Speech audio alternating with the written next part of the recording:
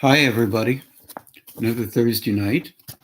I hope everybody is doing well and trying to keep as upbeat as you possibly can. Uh, it's always a recommended way to be, no matter what. I have a couple of questions and I have the third question that I've been stewing about and wondering what to talk about. I appreciate all the questions that do come in. Sometimes they're a little hard to answer and they're more personally oriented than they are generally oriented. And this is what causes some of the dilemma. One of the questions that I had today that is really very, in a kind of a way, difficult to answer. We're consistently involved with a number of ideas that are generally on the docket pretty well involved with a lot of spiritual orientations. And two of them are reincarnation and karma. And these have been talked about into the ground almost from time to time. And if you have been listening to some of the talks that I've had over the years about reincarnation and karma, you realize that I come at this from a different point of view. Much of the karma and reincarnation stories you hear are involved with or based on how able you were at some other lifetime and or how badly you did and all the rest of it. And with karma, if something bad happens to you, it's karmic. And there can be good karma or not so good karma. These two, I think, and this isn't my approach to it at least, from your perspective, I would say, see if you can fit it in, see if it's worthwhile listening to. I look at our lives as a combination of interactive lives that don't appear to be so, but they are. There's a purpose in all of it from my perspective, and that is ultimately to create a physical, emotional, mental form on these planes that can have energy come through them and affect others on these planes to help them find a way back into higher states. But that way back is involved with being on these planes and those planes. Some views on this have no room for that kind of concept. Some do. And one of the views is that once you reach a certain stage in development, you no longer engage with these planes. Another is, and that's reasonably involved with Hinduism primarily, it's got some interesting merit to it. And merit is the word that relates to karma and reincarnation. There is a certain level of merit that you get for attempting to be helpful to others, one could say. Also, a certain amount of merit that you get in attempting to be helpful to you as a form here, a personality here, attempting to prepare itself for handling more energy, not only in the lower system, gonad and solar plexus, which, by the way, can be linked up to the top of the head. Yes, I agree. But also in upper systems that can come on past the normal amount of energy that can be handled by the upper systems in a balance when the lower systems are at the best they can deal with. Well, that last little bit that I said about the best they can deal with means it implies that the lower systems can't handle anymore. And I think incarnations are a part of this particular purposeful way of engaging with these planes. The purpose is to get a form to be able to handle more energy on these planes and still be able to function here. It's very difficult to lay out a perfect map or tourist map for this particular way of engaging on these planes, because many of us have had much to deal with and some of us haven't. But when you haven't, sometimes there's a lot of room for judging other people. Well, there's also, under those conditions, one could say, if you're judging other people based on how you see the world, then you can learn how to help yourself not to do so, because higher states have no interest in judging other people. They're trying to help them to gain access to an ability to handle more energy in a subtler way than in a tremendous, horrendous manner. That drags up another idea. Higher states is more powerful and strong and pushes you around. Those are on levels that are very low in higher state orientation. No offense to anybody who believes it any other way. It's just another point of view. There is an aspect of engagement with these planes that is very difficult. And the one that I would say primarily, even though we don't believe and look at it this way, the emotional disposition is extremely difficult to handle on these planes.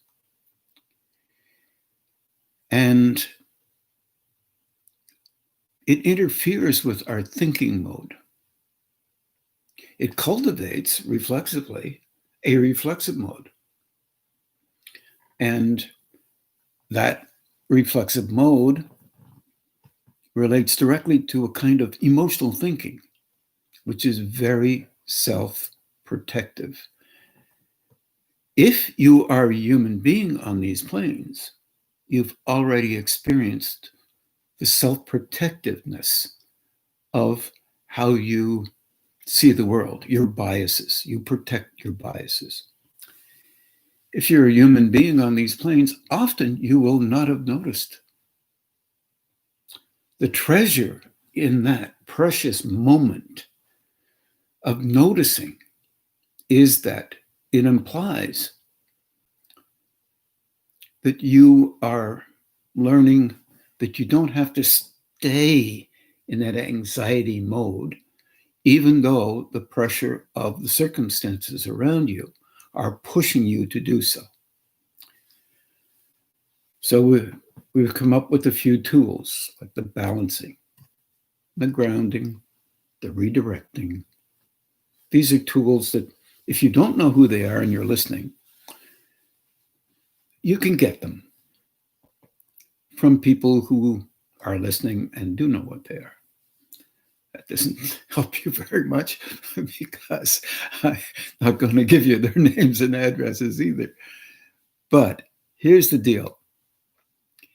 If you are stimulated by an alert system, which is our emotional perceptive system, we perceive all around us, externally and also inside. We react inside, responding. That's a response. That's, if you notice you are, instead of only personalizing it, which most of us do, I've done that so many times, then you are honestly recognizing that you are reacting because you're under pressure. The world around you, your biased world around you, honestly, that's fine. It's what we all have, is actually there and you're perceiving it. Unfortunately, most times we're caught up in it and we respond and focus a lot more on that biased world or those reactions, and we can't hold back from it. A balance in that would be, yes, I see it. I know it's touching me and hurting me. I'm feeling that response. How can I soften that response, yet still recognize that I'm engaged with a response that alerts me to something in the environment that is really difficult to deal with? That is a perspective around a balance. It doesn't mean obliteration of everything that is touching you. That's not real. It means you are able to soften it down a bit so that you don't have to dive in and indulge with and respond dramatically to it, but you will from time to time. It's the nature of what happens on these planes, these matter planes, with this species. And we are in this species. To look at it honestly is difficult. But to recognize that that little tiny piece right there, which is huge in our lives, is a part of the reincarnation process, is a part of being able to be okay with having a subtler, softer energy move in. It doesn't change the circumstances, but it does change your engagement with the circumstances. That sounds really easy. And to be diplomatic or semi-diplomatic doesn't happen that way all the time. Can it? Yes, it can. Many of you have experienced trying to figure out why you're not reacting to something that you should normally be reacting to. Right there is an active engagement with, under a set of circumstances, perhaps how you have learned to balance off those reactions in another lifetime. For example, as somebody passes.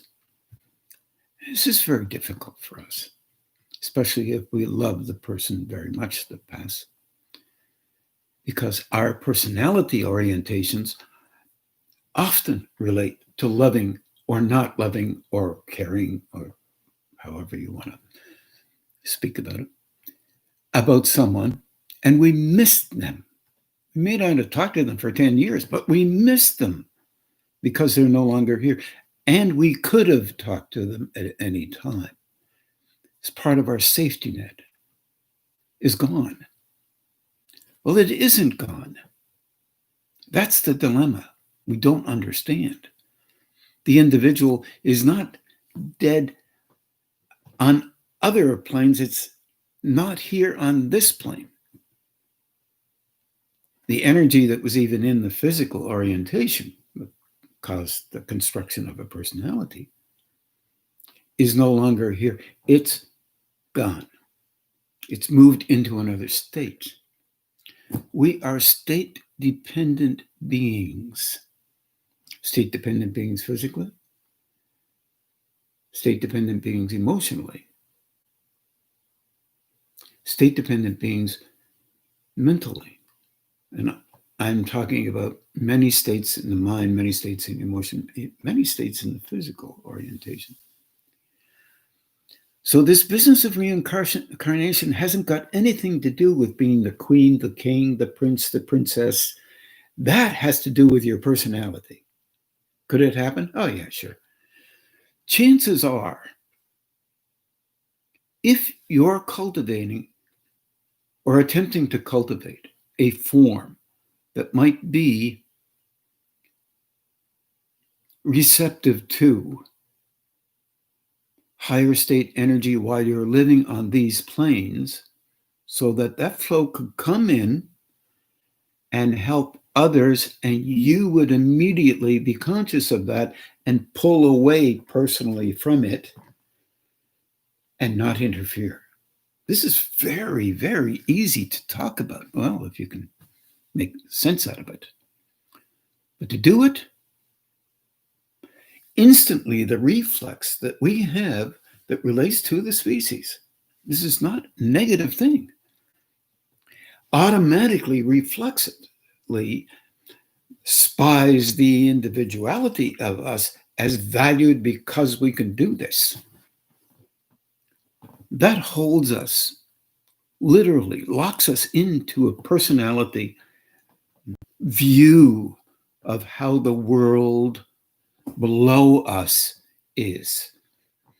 In other words, others are not able to do that, therefore you're more superior. This is you interfering,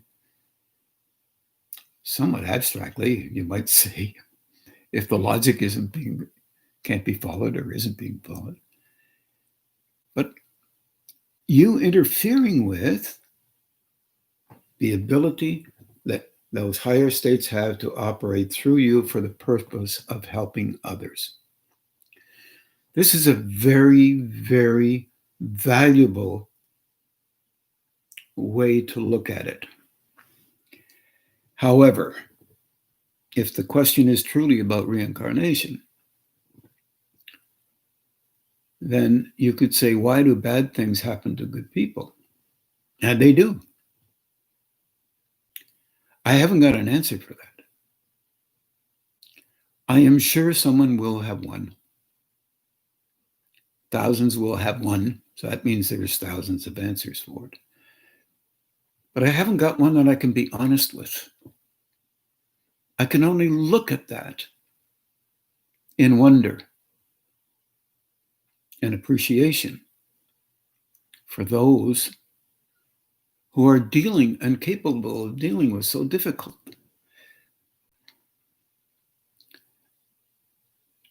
of traumatic things that otherwise, all those of us who don't know how to do that and can't do that.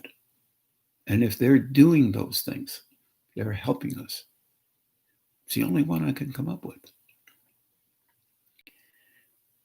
Do people die? Oh, come on, everybody. I'm sorry. Everyone listening, those who aren't listening, all of you who are considering that they're very young and that's not to worry about right now. Well, it's not about that. It's about looking at us on these planes and try to understand that this is a matter world. And this matter world is developing ever so slowly, little bit by little bit. Some big jumps sometimes in the eyes of people who say they are now beyond the beyond, very able. Those big jumps can't last because they're views related to the individual's personality bias. But little jumps, if that were a little jump, that big jump in the view of others, that little jump will be very important in the engagement that that individual has with creating a form. If they suddenly begin to realize that that was just one little jump in a series of other little jumps that will help in creating a form to handle more energy at a higher state in the lower states. This is a dilemma for us. We're brought up on ideas that are legitimately there to help us to feel coordinated internally, emotionally, mentally, physically, as a personality, to have some faith in ourselves and how we function, and to lead us in a direction to be a reasonably good person.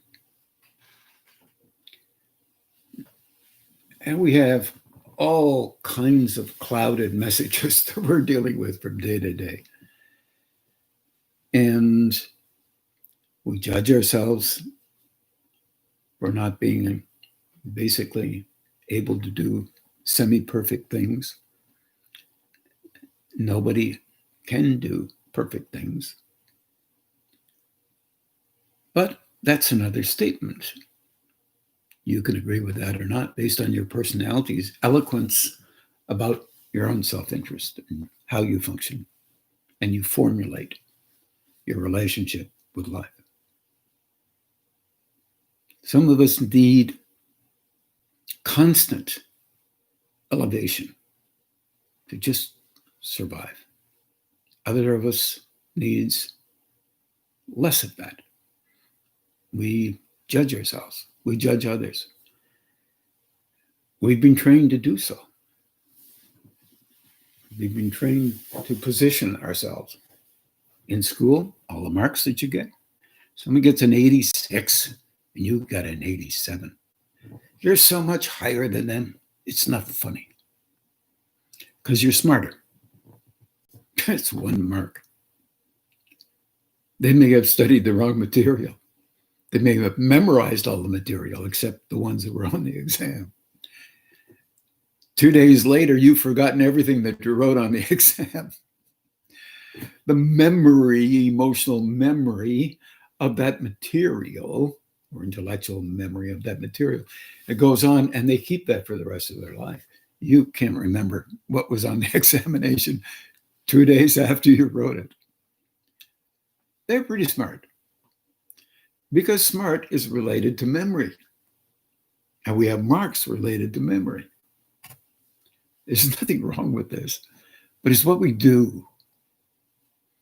And what you do as well is you give yourself a mark every day. And these marks are not as relevant. You forget them. Or if you get are able to be king for a day or queen for a day or a high potentate in a previous incarnation. These things are supposed to be relative to these incarnations. And what does that mean? It means something like this. If you remember an honest incarnation, the memory will show you what you need to be careful of in this life.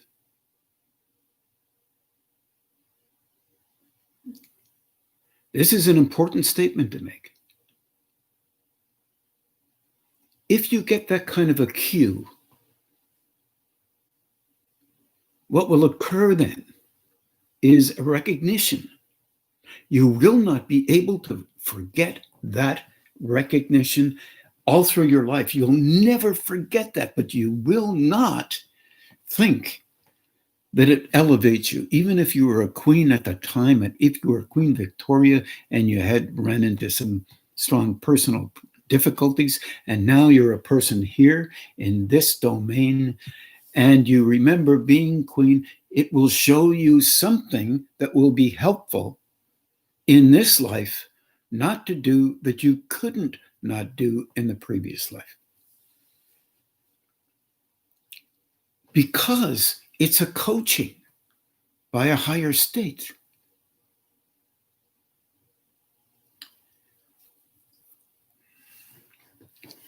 This is a dilemma. Because along with the marking that we get in all our schooling and our, elevation, physical, all those little marks on the wall that everybody has at the doorway. Oh, you've grown a whole inch this last year, this kind of thing, reassuring you that you're okay. That's, in our world, valuable to help us to have a sense of place, position and place. You're part of the family. You're part of the human race, and you're moving on towards adulthood. And eventually, you may even be taller than I am. Therefore, you're much more able because you're taller. Well, this stops at nothing. Is that bad? No, I don't think so. I think we are many pieces and parts within this so-called form that we're building as a personality initially, and ultimately as a form that can perceive within and without and understand beyond what we're told is true. Now, that last statement, pretty scary thing, because that makes you not a part of a big form that agrees with everything that should be agreed with in any culture, any time, any timeline. Sometimes that has given people a lot of difficulty. And at the same time, those lives may be a resultant of something, maybe a coming together of small clusters of lives to deal with certain frequencies that you may or may not have now, or might not have in the early going of your life for the first 35 or 40 years. But bingo, another frequency comes in, and it uses that old life to filter in that energy and reminds the emotional mental system, can be physical as well, because that's an aspect of energy, that this has been done before, and this is where it was before, and you recover from it and begin to broaden out and include that frequency in the frequencies that you're already using. You're a composite. You're not an individual name that is strictly rigid and has to be kept all the time, but you have an option to do that. You have an option to do that. The reincarnation process is indelible. It's deeply embedded in our system, emotionally, mentally, physically, in a way that indicates that if you have previously enabled yourself, it will show up again somehow. Maybe not in the way that things have occurred previously, but it will show up again. And then you may have a reflexive sense that something is off inside of you. You can't figure it out. But it's not there to beat you up. It's a reminder. You have forgotten this. Maybe this sense of engagement will help you to recall something.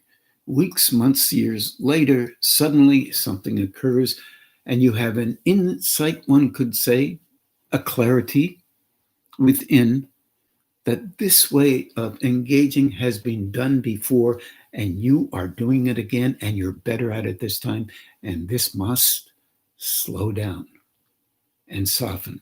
Otherwise, the form that you have must be repeated in a similar manner so that you can find a balance in it, because the balance is being diverted based on your need for less elevation or less manipulation of the world or your own self, or less judgment, more refinement in some manner. No one likes to ever think that they're not refined. Absolutely true. And in fact, the level of refinement that we have is what we can muster at any given time. So there's no judgment from a higher state at all. It's hard for us to understand that there could be no judgment from that great, powerful beingness. But it's powerful in the sense that it's gentle and soft and loving and helping in a manner that will help you to gain access to other states for the purpose of helping others. So reincarnation and karma, both of those structures are meant to be helpful in enabling a person to watch and see, as if from a distance, but right there within, how one is functioning so that they can move in a direction that will be helpful to others by backing off what they believe has to be true as a bias, while knowing that that's what they're doing consciously, and also knowing that they are possibly equipped to do exactly that in reverse. In other words, they're also equipped to interfere. Learning how not to interfere is not related to the personality life per se. And this is really difficult in this concept of interactive life between one lifetime and another. Because the idea is usually based on age-old formulas that have been misinterpreted naturally and normally. Why wouldn't they be misinterpreted? They're still, gosh, so difficult to comprehend. If you're having a bad day, you don't like to hear somebody say it'll pass. You already know it's going to pass. Maybe onto the second day. But what the heck is it that is bothering us? Are we okay with learning? This is very not so simple. The learning part, I mean. If people would only be perfect, we wouldn't have a problem. If the environment around us would be perfect, we wouldn't have a difficulty. It doesn't work like that. The matter planes are not perfect. But on the matter planes, there are beings who are living from the earliest going that relate only to these planes in a very harsh way, right through to beings who walk among us that are totally and completely engaged with higher states. And I'm not talking about heavy-duty stimulation of the lower states. I'm talking about subtle engagements in all the states that they're capable of functioning in that can help us to continually grow, to continue to develop past where we want to stop, define ourselves as wonderful and all the rest of it, and stay there as long as we can because it feels good, something like that. No negation in that one either. That's part of our species. And we've been doing that forever. And we'll continue to do it for a while. I suspect for a good while. So that reincarnation idea, very interesting. Probably in every belief system subtly placed, so that one day all our beliefs can have a clue as to why that might be subtly placed. Christian religion for sure. Concept of Adam and Christ, and, or one could say in Jesus. Other systems as well that relate to the continuance of an engagement with higher states. Oh, that must be Elijah, that must be someone else, it must be someone else reincarnated because they're engaged in higher states. We tend to do that. We put a mask on development, but it's a mask.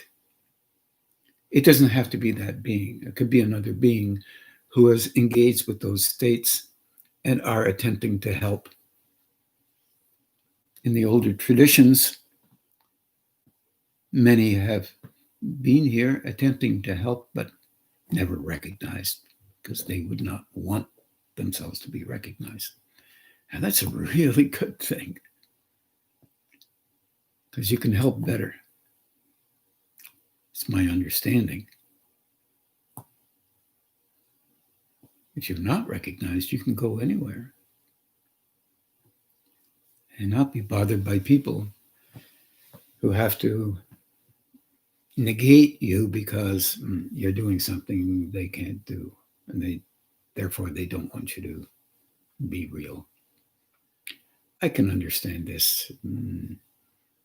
Anyone who's ever played sports and lost at any game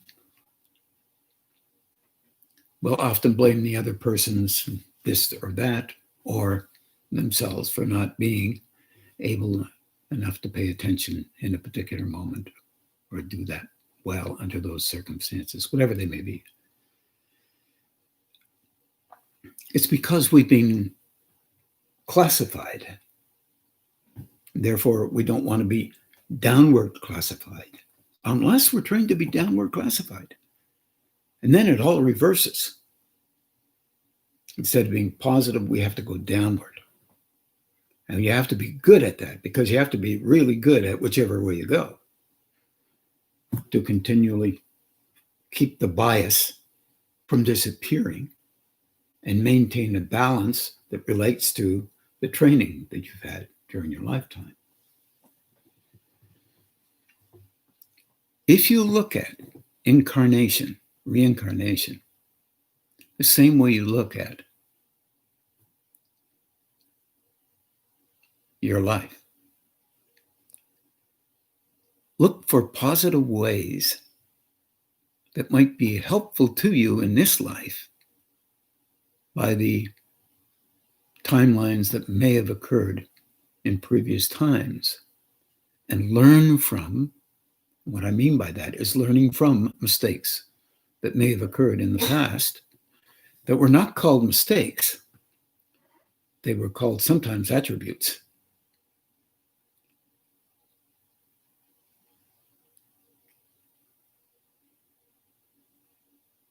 It's staggering, but nonetheless there. If you were a champion, a great wondrous battler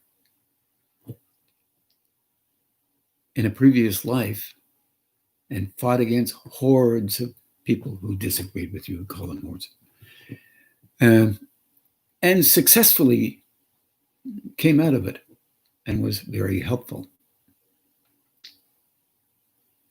you might have the same kind of way of thinking of the importance of you in this life. Looking at it from another point of view, your stick-to-itiveness, your willingness to go against all odds, the dilemma that you had to deal with will come in handy in this timeline in a softer manner, because the act of growing from one state to another is a discovery act. It's an explorer's act. You're walking into places you've never been before, circumstances that are totally different than the ones that you've already experienced. And I'm not talking about the material planes. I'm talking about the spiritual planes, of course. And in doing that, you're opening and allowing yourself to begin to allow ways of thinking, ways of responding, ways of understanding that are different than what you've been told are by yourself the only ways to engage with life. This is a profoundly difficult thing to allow without a sense of possible consequence. If I am not the way I was before, I will not be as able as I am now at whatever it was you think you're able at, because the world will chew me up and spit me out. Yeah, it may do that. But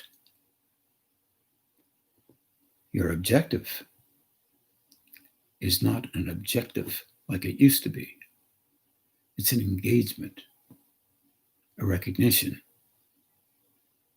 an understanding, a perception, a relationship with a state akin to loving and compassion, yes, but akin to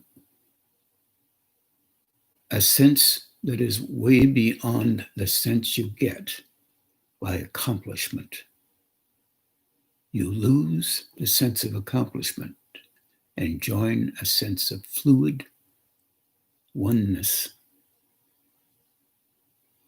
that is, one could almost say, close to being out of the range of what we can experience here, close to being.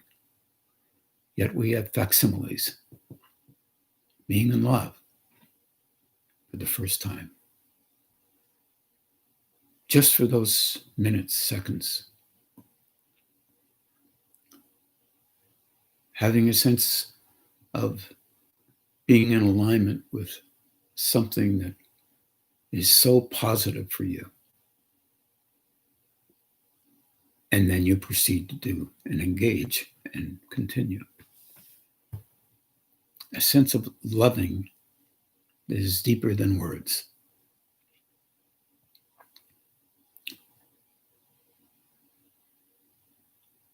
That level of engagement can occur here. Intermittently. And consistently. One intermittent relationship with that, and you will never forget it, because it is so peaceful, so gentle, so loving. There is nothing that you can think of that will fulfill that same response internally that you will ever meet in your lifetime. All others will be secondary. That's why it's really good not to have that right away. I'm joking. Because if you did, everything else would be secondary. But it's not true. If you had that right away, you would begin to find a balance and understand that on these planes, that is not like that all the time. You should be thankful for having that. You don't have to settle it because it's in you. It's not necessary to act any way at all. That occurrence in you is also related to all of those lifetimes.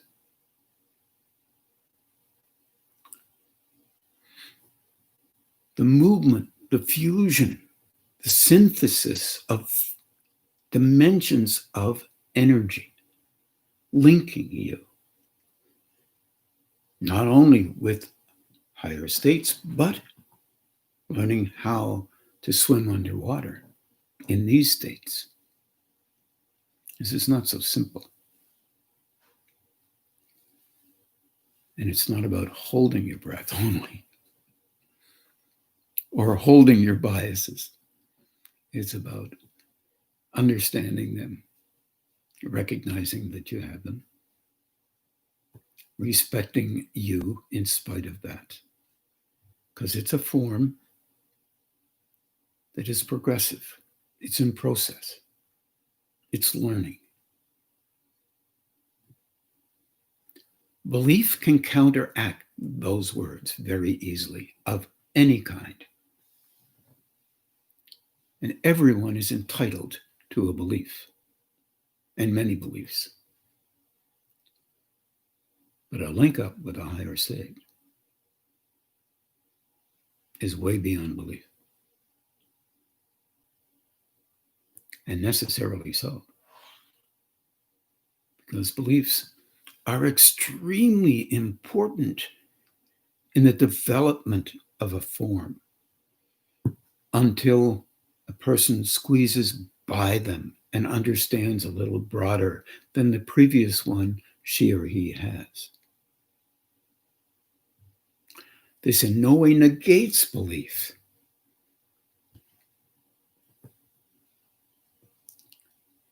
It just prunes it a bit.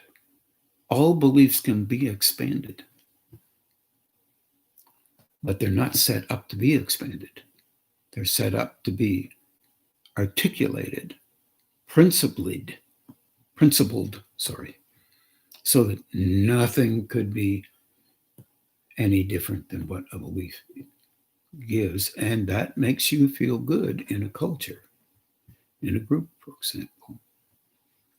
The growth is within you. You are the one growing.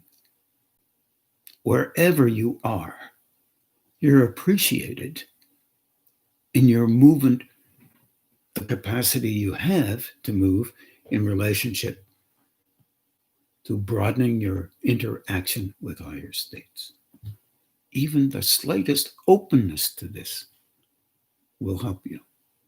But remember, in all of that, your reflexive emotional bias will protect you because it wants you to remain the same. It's the structure that you constructed to protect you so that you do not shift too quickly,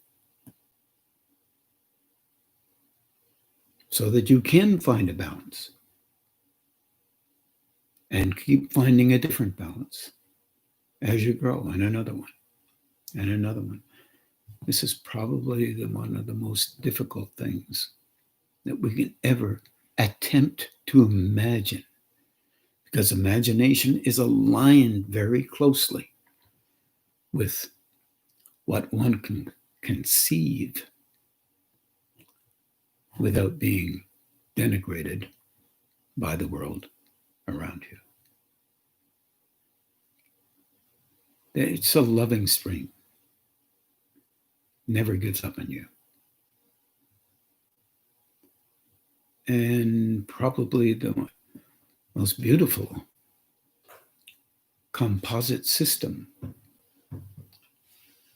that anybody could ever come up with. I sure couldn't come up with it, that's for sure. And that's only one version of it. I'm sure you all have your own way of looking at things. But nonetheless, through meditation,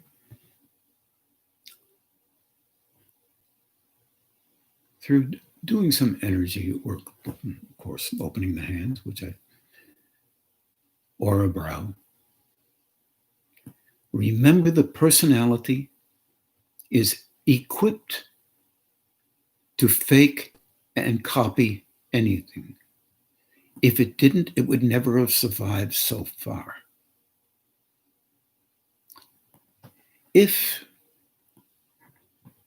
a belief occurs, if a one-time interaction with energy occurs, the personality will attempt to do exactly the same thing as what happened before, because it does not want to let go. It has every right to do so, and it should do so until the individual in the personality, in the vehicle, begins to notice that there is something else that does something slightly different. And you notice those slight differences. And therefore, you know when it's you, your personality, and when it's something else. No negation is given to either one, but the energy is different. And the movement comes out of nowhere. You don't expect a certain way of being. In the beginning, everything goes, even the fakery. I should use a different word other than fakery. Even the copying, because it's really not fakery, it's copying. So, apologize for that. However, the copying provides something for the personal. That's why it's copying.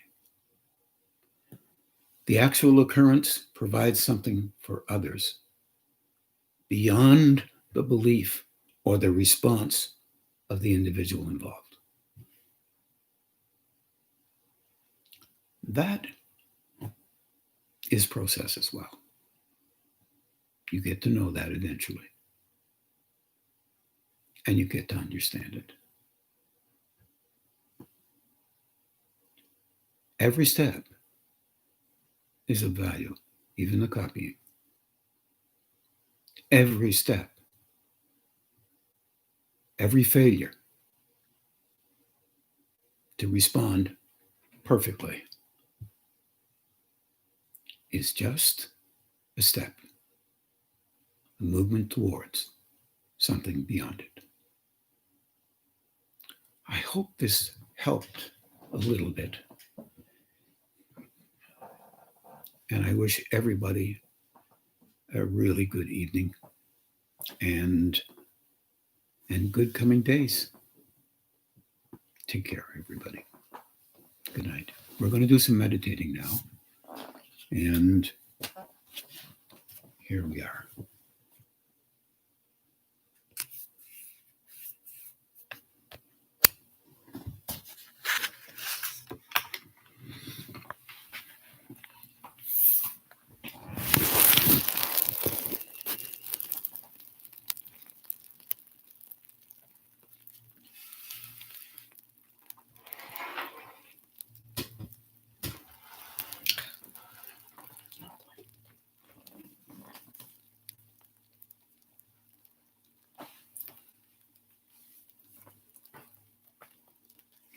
It's not working. Let me see it.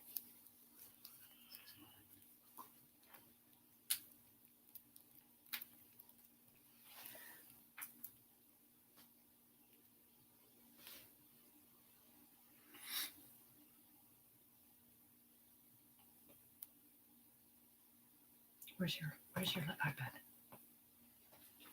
Right there. We're just getting some music. Sorry, everybody.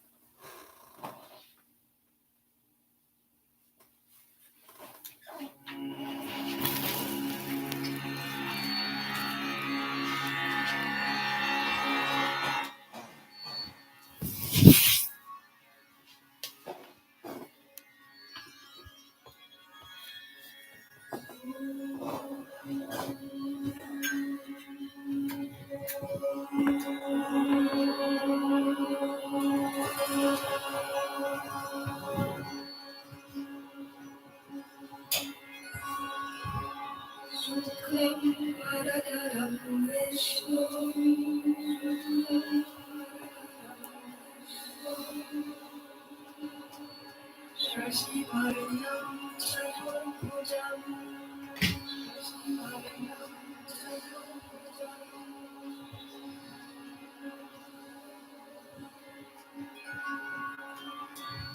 Prasanna-vadanam dhyayet Prasanna-vadanam dhyayet Sarva-vighno-pashantaye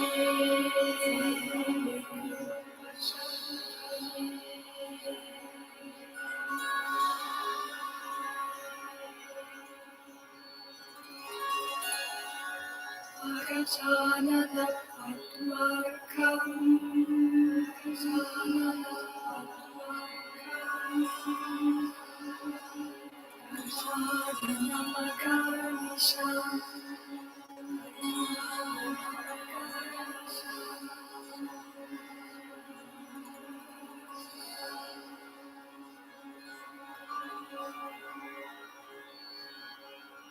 Anekadantam bhaktanam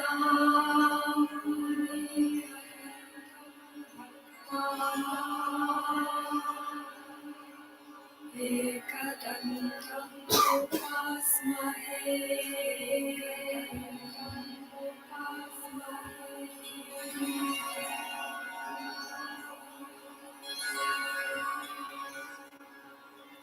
Prajadanam bhutaganaadi sevitam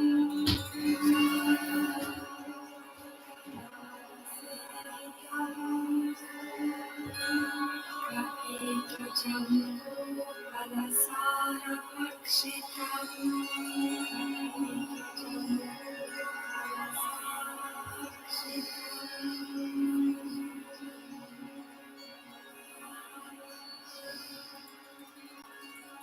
Upasutam shoka vinashakaranam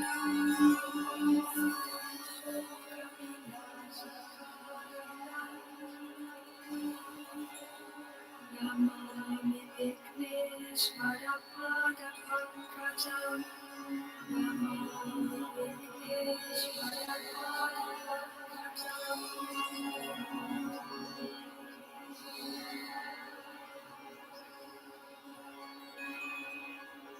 Mushika Vahana Mudaka Hasta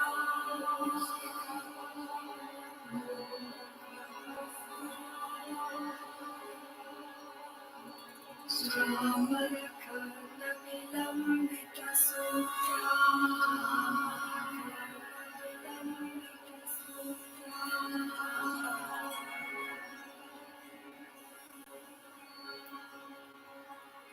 Vamana Rupa Maheshwara Putra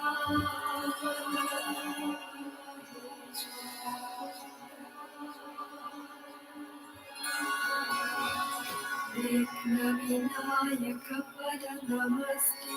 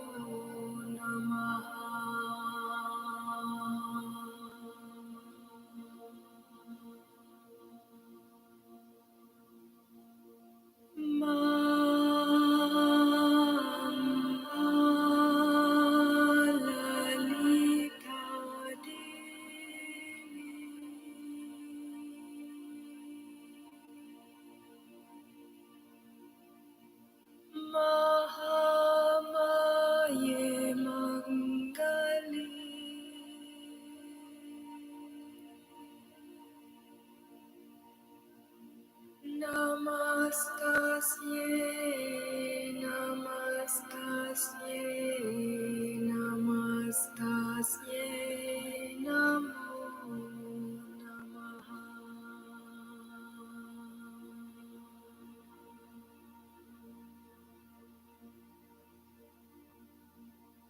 Amba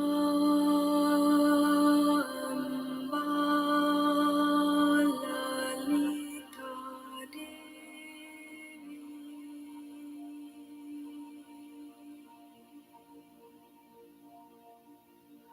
Mahakali Bhairavi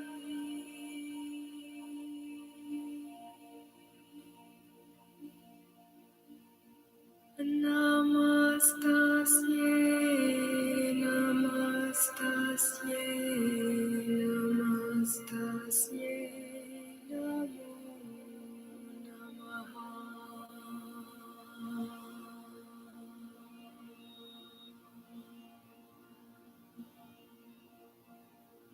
Ma amba lalita devi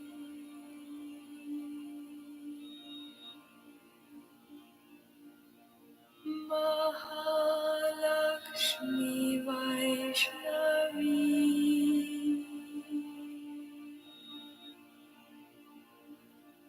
Namastasye, namastasye, namastasye, namo namaha.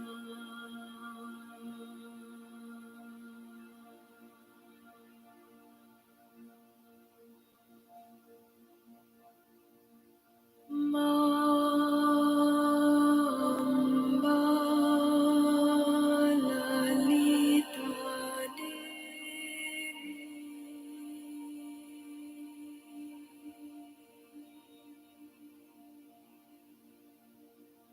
Ma saraswati brahmi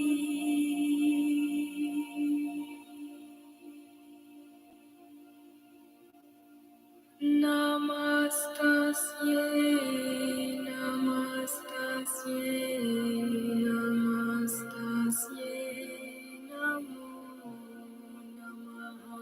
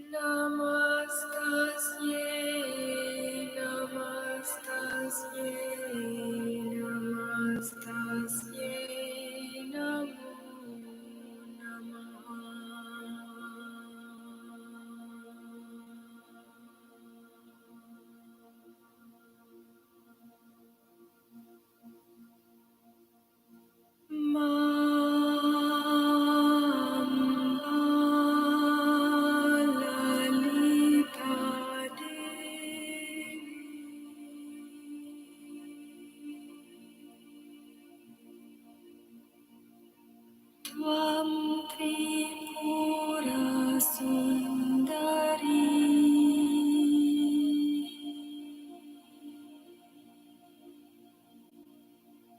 Namastasye Namastasye Namastasye Namo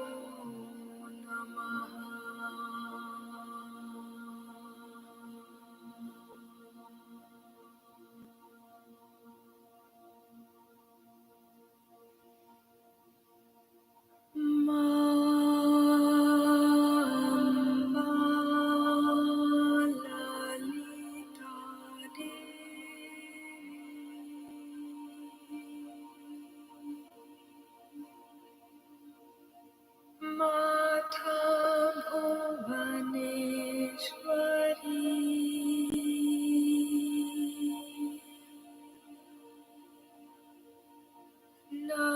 Namastasye Namastasye Namastasye Namo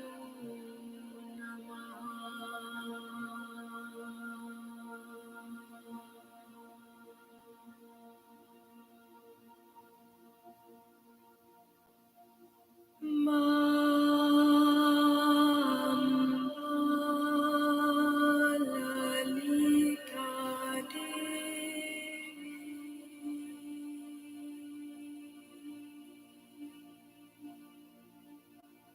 Tvam Raja Rajeshwari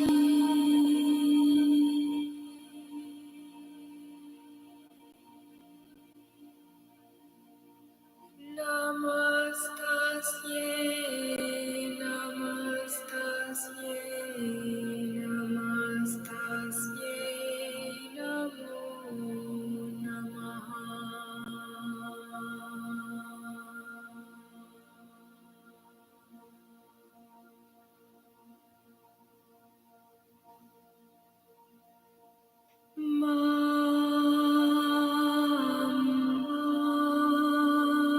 Lalita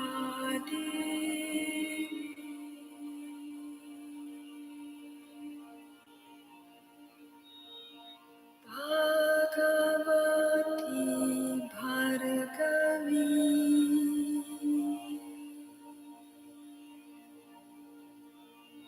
Namastasye Namastasye Namastasye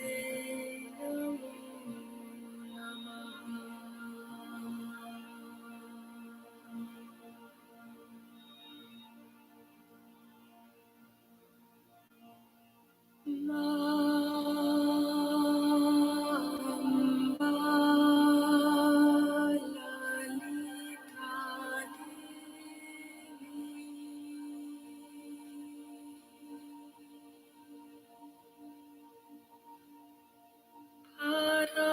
Bhaktivarade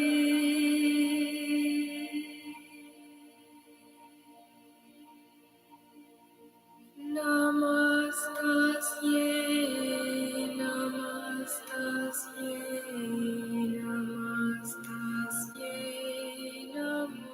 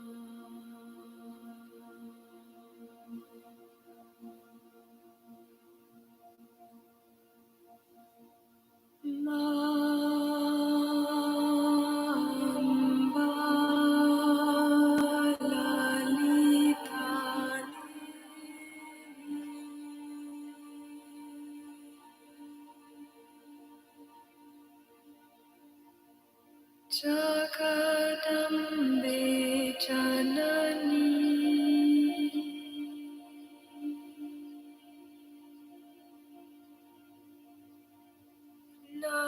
Namastasye Namastasye Namastasye Namo Namaha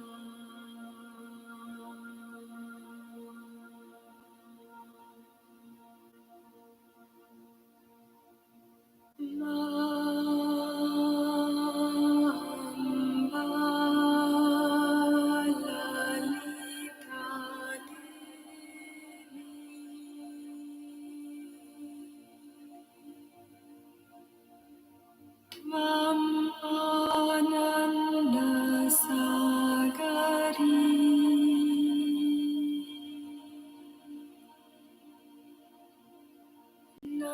Namastasye Namastasye Namastasye Namo Namaha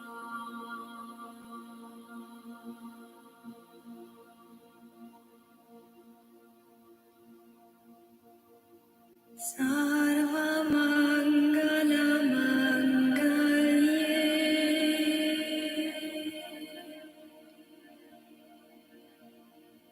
Shive sarvartha-sadhike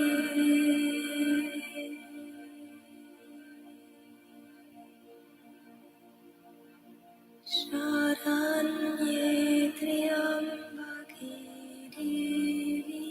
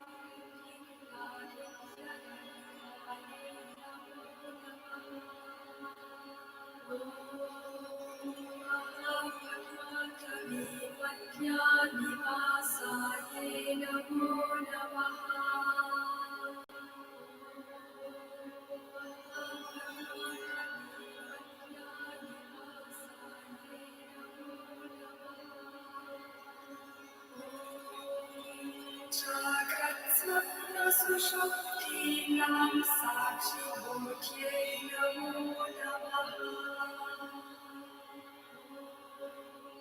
Jagat Sarva Sushaktinam Sakshi Bhutye Namo Namaha. Om Mahapapagapapanam Vinashinye Namo Namaha.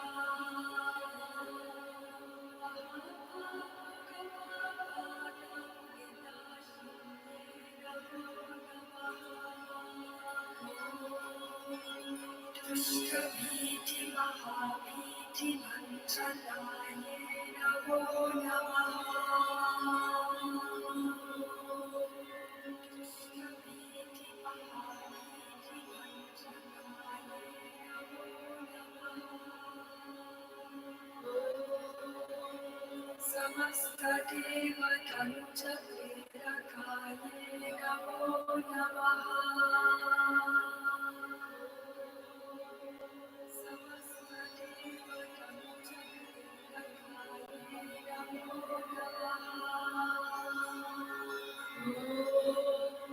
Samastahridaya Pujanilaya Namo Namaha.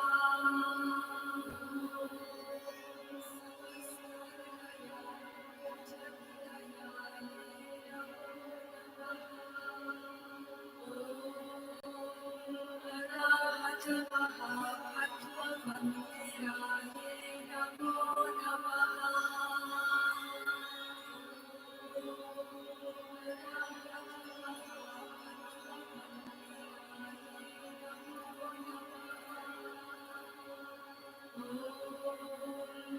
Sahasrara Sarojata Vasitaye Namo Namaha. Sahasrara Sarojata Vasitaye Namo Namaha. Prithirahita Puraskaye Namo Namaha.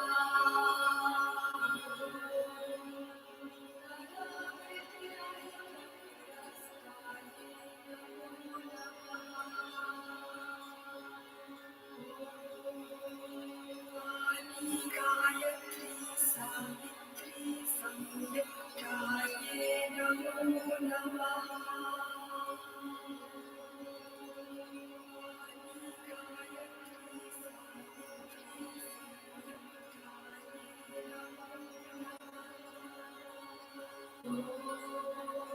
Namah Sutaraja Padamchaye Namo Namaha.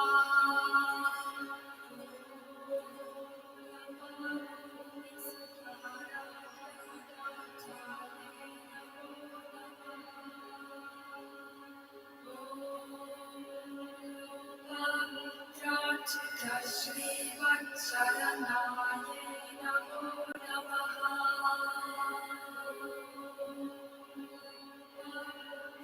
Chita Shri Vatsaranaye Namo Namaha.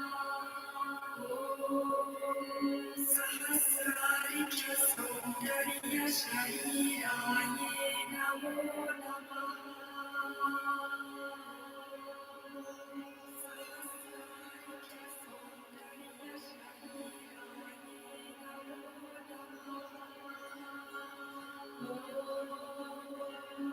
Bhavanamatra Santushta Hridayaye Namo Namaha. Bhavanamatra Santushta Hridayaye Namo Namaha. Satya Sampurna Vijnana Siddhikaye Namo Namaha.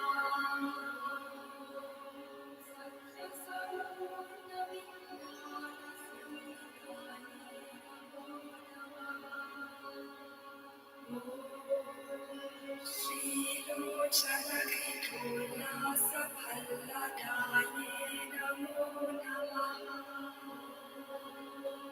Shri Lochana Vipullasa Palladaye Namo Namaha.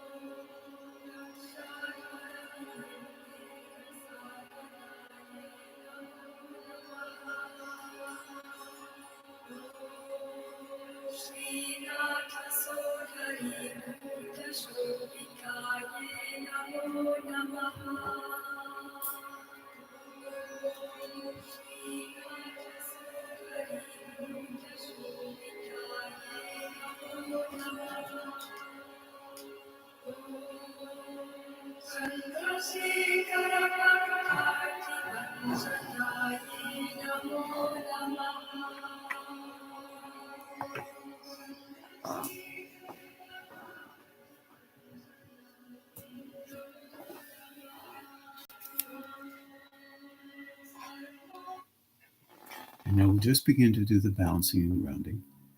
Have a good evening.